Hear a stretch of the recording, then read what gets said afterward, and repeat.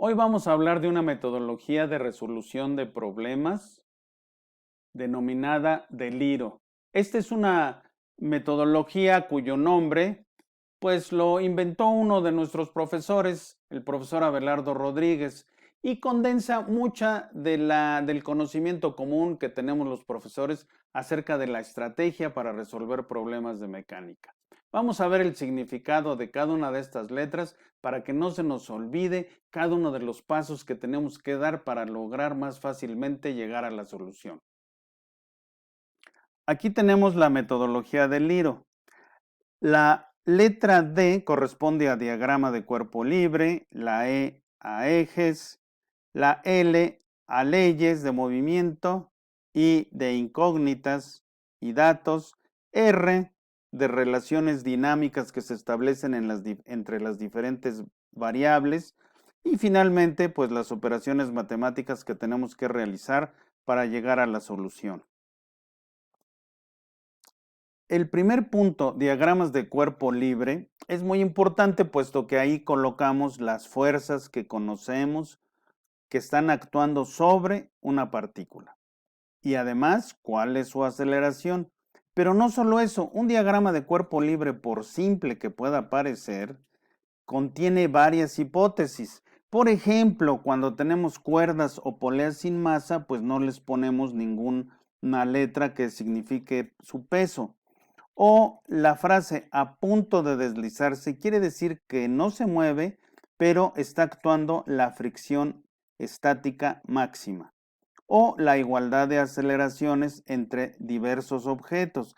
Por ejemplo, puedo tener en un plano inclinado doble como este, dos bloques unidos a través de una polea.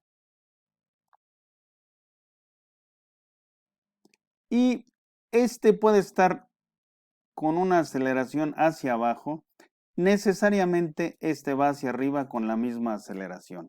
Esa es una igualdad de aceleraciones. Por otro lado, tenemos la fuerza de fricción, que en realidad son tres fuerzas de fricción, son tres casos de fuerza de fricción. La fricción estática la vamos a denominar con la letra F y puede tener un valor entre 0 y un valor máximo. El valor máximo que puede tener la fricción estática la denotaremos con una letra M y es igual al coeficiente de fricción estática máximo por la normal. Mientras que la fricción cinética es igual al coeficiente de fricción cinética por la normal. Vamos a estudiar con detalle estos tres casos en otros ejemplos más adelante. El siguiente punto corresponde a E, de los ejes. E incluso aquí también podemos tratar algo acerca del tiempo igual a 0. Vamos a colocar no solo el origen del espacio, sino del tiempo. El eje X de nuestro sistema cartesiano va a estar de preferencia dirigido en la dirección de la aceleración. Los ángulos bien determinados. Por ejemplo, si yo tuviera un plano inclinado con un bloque que sube o que cae, en este caso vamos a suponer que cae con una cierta aceleración, pues me conviene colocar los ejes cartesianos así para hacer un buen análisis y sobre todo simple. Los ángulos bien determinados, esto se refiere a que si, por ejemplo, aquí fuera un ángulo alfa, pues tenemos que colocar las fuerzas con su ángulo correcto. Aquí, por ejemplo, si tengo estos ejes y el peso va hacia abajo, entonces, ¿cuál es el ángulo alfa? Bueno, para eso observen ustedes que este ángulo que está aquí, por pura comparación, es el alfa.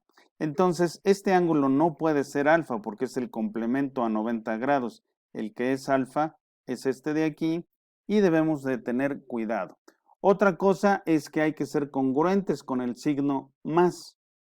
Hay que hacer positivas las cosas para donde marcan nuestros ejes positivos X y Y. Las leyes de movimiento se refieren por supuesto, a la tercera ley de Newton, en que vamos a tener, por ejemplo, FAB igual a menos FBA. Acuérdense ustedes, leyes, fuerzas de acción y reacción, y sobre todo la segunda ley que me dice que la suma de fuerzas es igual a masa por aceleración. Esta ecuación usualmente se divide, cuando trabajamos en dos dimensiones, en suma de fuerzas en el eje X es igual a masa por aceleración en el eje X y suma de fuerzas en el eje Y igual a masa por aceleración en el eje Y. Como ven, estas son ecuaciones que se van a convertir en nuestra verdadera herramienta para resolver el problema. Vamos a hacer ejemplos para ver cómo se plantean con mucho cuidado. En incógnitas y datos no hay mucho que decir, simplemente que tenemos que ver que el número de incógnitas sea igual al número de ecuaciones y estar al pendiente por si falta alguna ecuación. Usualmente una ecuación que se olvida es la ecuación para la fuerza de fricción. Por ejemplo, esta podría ser para la fricción cinética. O bien, si estamos en un movimiento que es inminente, escribimos fuerza de fricción máxima igual a coeficiente de fricción estática por la normal, pero esto indica que hay una aceleración cero porque está a punto de moverse. Siguiendo la palabra de Liro, la letra R corresponde a las relaciones entre variables.